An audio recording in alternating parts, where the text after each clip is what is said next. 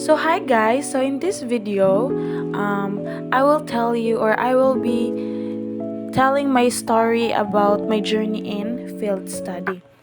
So my field study journey is not easy for me. It's because um, ako ang usa ka tawo nga kana ganing kung kinsa imong ikaatubang kay as in kanang mangurog ka or something na.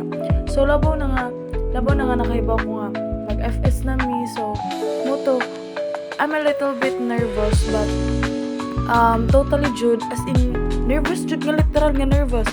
Ang akong journey sa FS dito sa Merida Vocational School is nice siya. It's because nagki-cooperate ako mga students, kuan sila, talkative sila in a way nga mura na make friends sa eskwelahan.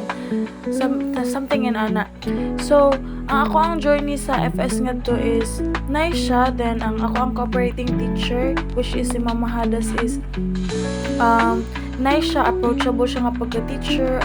Dili ka mauwang nga mo-approach niya. It's because tabangan ka niya. Then, niabot ang time nga kani is nagkuan sa moto, nakasugod ako sa kuan demo. So, this video, diri nga dapat nga part is mga nanak ko sa tunga sa kuan demo. And then, throughout sa kuan demo is nice man kung noon siya kaya nag-cooperate ako mga students. Wala ra sa dang ako ang kakulba. It's because maayo man mo kuan ako ang cooperating teacher. Then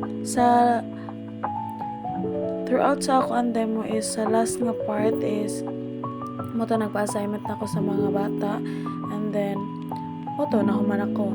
And then ako ang feedback na dawat gikan from Mama Hadas is nalay mga medyo gagmay lang nga mga dapat pa i-improve. And then moto butangan na ni mamang criteria nga akong gihatag niya. And then ang ako pong lesson plan is iya pod gi-check. Then narapoy gamay sa dato nga na usbunonon sad. And then ana si ma'am nga okay ra, nice sa daw ako ang delivery sa kuan. Then anang joy ko nga kanang mga group activity pa sa mga students because dili naman daw teacher centered ang ilaha karon, student centered na daw siya. So mao pa ko nakahibaw nga student centered na day ang katong kuan nila sa high school. Abi na ko teacher centered pa lang sila nga murag more on feeding lang jud sa mga bata jud sa lesson. So moto medyo nalipay ko. It's because gamay ra ang kuan nun ang dapat pa jud i-improve. So para daw ko napuhon ini practice teach na ko nga dili na kay ko tantong makuratan sa mga pwedeng mahitabo. It's because na naman ko yung knowledge nga pwede i-apply sa puhon sa ako ang journey sa practice teaching. So moto nice ang ako ang journey sa FS. It's because kada ngadto jud nako eskwelahan is kana ganing makakuan jud ka nga pag-uhay pa man unta ka nga kuan sa mga bata.